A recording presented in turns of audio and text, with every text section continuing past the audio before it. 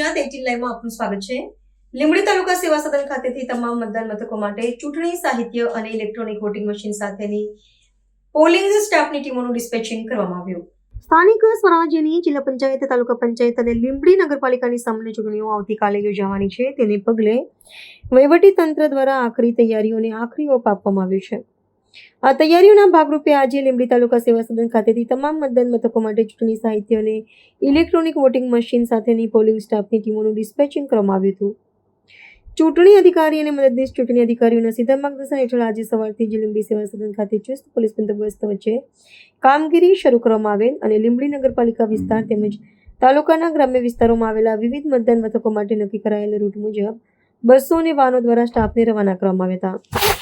Dispatching કામગીરીની સેવા સદન ખાતે પ્રત્યેક મતદાન મથક દીઠ જરૂરી સેવા ઈવીએમ, વીવીપીએટ, મતદાર યાદી, સ્ટેશનરી કીટ અને અન્ય જરૂરી ફોર્મ્સ સહિતનું તમામ સાહિત્ય સુવ્યવસ્થિત રીતે સુપરત કરવામાં આવ્યું હતું। તેમજ હાલ ઉનાળામાં સતત ગરમીના લીધે કોઈપણ મતદારો કે ચૂંટણીના સ્ટાફને તકલીફ ન પડે તે માટે તમામ મતદાન મથકો પર મેડિકલ કીટ, ORS, લીંબુ પાણી, દવાઓ, પીવાના પાણી સહિત સાથેની વ્યવસ્થા કરવામાં આવેલ છે।